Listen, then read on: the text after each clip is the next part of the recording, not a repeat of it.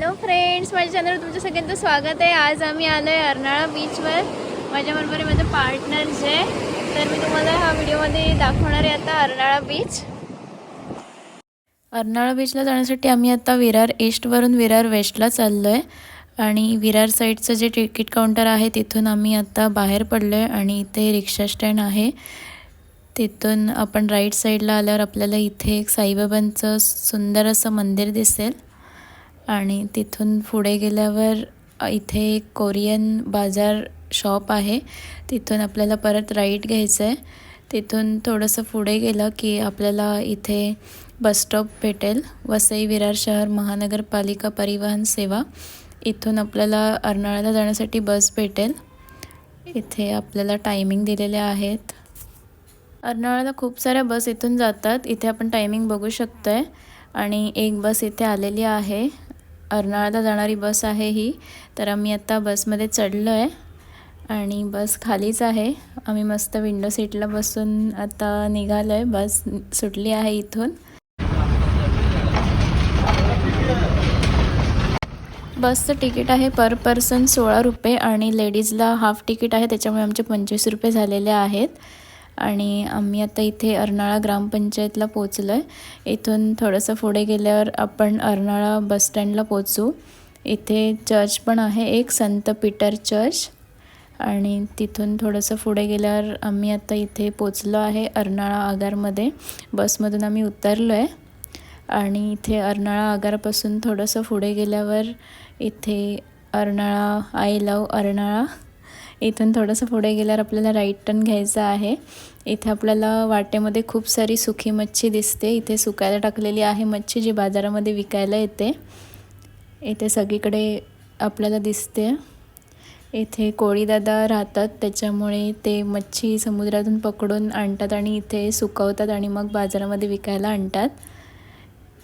इथे रस्ता आहे बीचवर जाण्यासाठी, पुढून पण रस्ता आहे, पण आम्ही विचार केला की आधी इथे येऊन बघू कसा आहे बीच। इथे आपल्याला सूचना दिलेल्या आहेत काही आणि आपण बघू शकतो इथे सुंदर असा बीच आहे।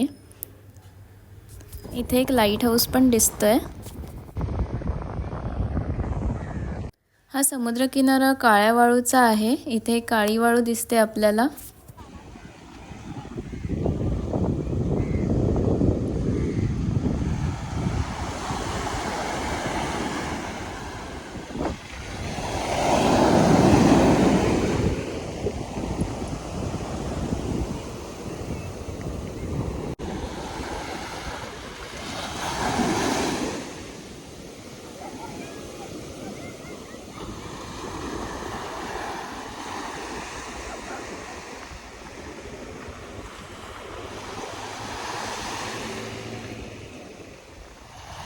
आता दुपारची वेळ आहे, त्याच्यामुळे समुद्राला भरती आलेली आहे आणि आम्ही आता इथे मस्त समुद्राच्या लाटांचा आवाजाचा आनंद घेतोय। आणि इथे आपण बघू शकतोय संपूर्ण परिसर, एकदम सुंदर असं हे ठिकाण आहे।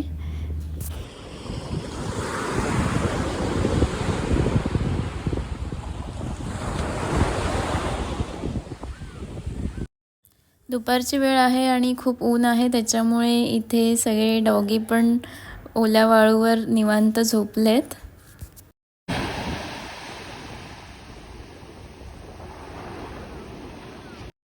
आम्ही आता परत बाहेर आलो आहे रोडवर आणि तिथून परत समोर आलो आहे, थोडं पुढे आलो आहे आणि इथे आपल्याला रिक्षा स्टँड दिसते। त्या रिक्षा स्टँडपासून थोडं पुढे आल्यावर आपल्याला इथे आपण बीचच्या दुसऱ्या साईडला आलो आहे, जिथे जास्त करून पर्यटक येतात। इथे स्टॉल आहेत आणि आपल्याला नाश्त्यासाठी जेवणासाठी पण सोय आहे। चायनीज सेंटर आहेत इथे। आता आम्हाला भूक पण लागली आहे फिरून, आम्ही खूप वेळ इथे फिरतोय, त्याच्यामुळे आता आम्ही काहीतरी खायचा विचार करतोय।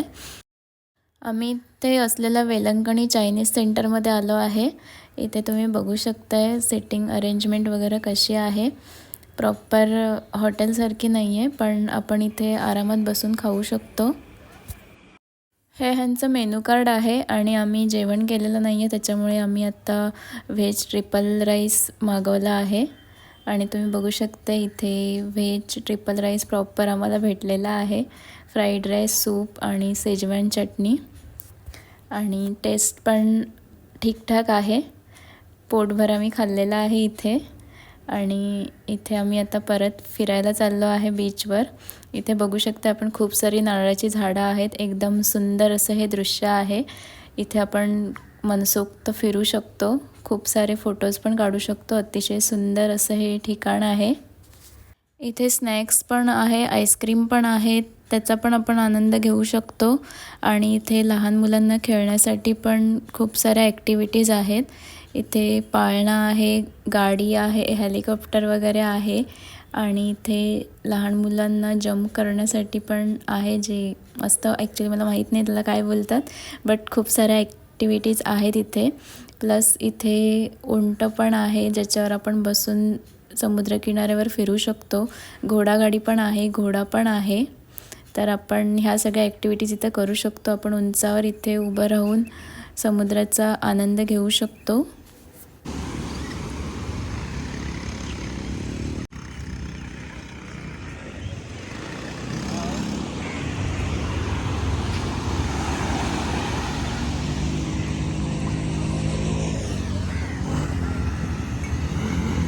इथे ही 4 व्हीलर कार पण आहे, ज्याच्यावर आपण बसून इथे समुद्राची फेरी मारू शकतो. सनसेट होत आलेला आहे आता. इथे आपण मस्त सनसेट पण एन्जॉय करू शकतो. इथे अजून एक पॉईंट आहे जिथे वरती चढून आपण इथला निसर्गाचा आनंद घेऊ शकतो. आम्ही परत इथे नारळाच्या झाडांमध्ये आलो आहे. सगळ्यात जास्त इथेच छान वाटतंय. इथे मच्छी बाजार पण आहे, सुकी मच्छी भेटते इथे. हे ठिकाण खूप शांत आणि एकदम रमणीय आहे, एकदम प्रसन्न वाटते इथे. आणि इथे समुद्रकिनाऱ्यावर नारळाच्या झाडांची भरपूर सावली आहे, त्याच्यामुळे आपण इथे निवांत बसून इथे समुद्र किनाऱ्याचा आनंद घेऊ शकतो. आणि इथे सूर्यास्ताचा पण आनंद घेऊ शकतो. आता थोड्याच वेळात सूर्यास्त पण होईल इथे. इथे आपल्याला बसण्यासाठी एक जागा पण आहे, मस्त असं चारी साईडने खांब उभे करून छप्पर केलेलं आहे वरती, त्याच्यामध्ये आपण निवांत बसू शकतो. आणि इथे कैरी आणि काकडी वगैरे पण विकायला आहे. इथे मस्त आपल्याला सनसेट दिसतोय. आणि आम्ही आता इथे चालत चालत चालत फिरतोय. इथे मस्त वाटतं एकदम.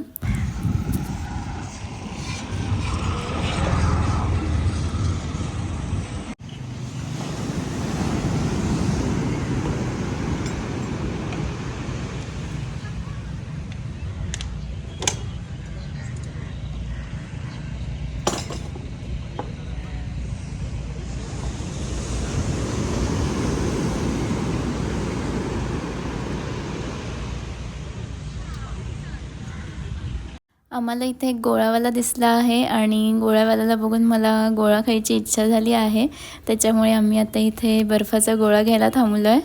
आणि इथे मी बर्फाचा गोळा घेणार आहे आणि 30 रुपये बर्फाचा गोळा भेटतो इथे. तर मी काळा कट्टा घेतला आहे आणि खात खात चालले, एकदम मस्त आहे. आणि मी इथे गोळा खात खात इथे बसून मस्त सूर्यास्ताचा आनंद घेणार आहे. एकदम मस्त असं हे ठिकाण आहे, पण इथल्या लोकांनी थोडंफार इथे कचरा केलेला आहे. ते जर आपण इग्नोर केलं तर बाकी ठिकाण एकदम मस्त आहे. तर तुम्ही नक्की भेट द्या इथे. आम्ही पण आता इथे थोडा वेळ बसणार आहे, इथल्या सूर्यास्ताचा आनंद घेणार आहे आणि नंतर थोड्या वेळाने आम्ही इथून निघणार आहे.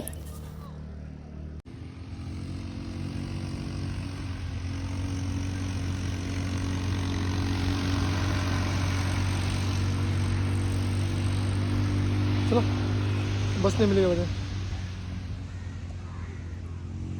आणि आम्ही आत्ता जवळजवळ 3-4 तास इथे घालवून आम्ही आता परत निघालो आहे.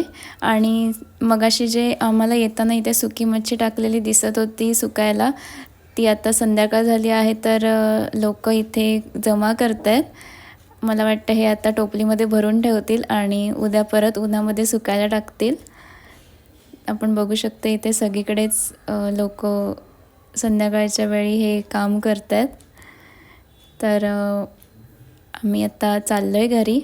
इथे आपल्याला बस भेटते परत तिथूनच बस आपल्याला डायरेक्ट विरार स्टेशनला सोडेल. चला तर मग तुम्ही पण इथे नक्की भेट द्या आणि व्हिडिओ आवडला असेल तर लाईक करा, शेअर करा, कमेंट करा आणि माझ्या चॅनलला अजून सबस्क्राईब केलं नसेल तर सबस्क्राईब करायला विसरू नका. चला तर मग भेटू आपण आता पुढच्या व्हिडिओमध्ये. तोपर्यंत बाय बाय. थँक्यू.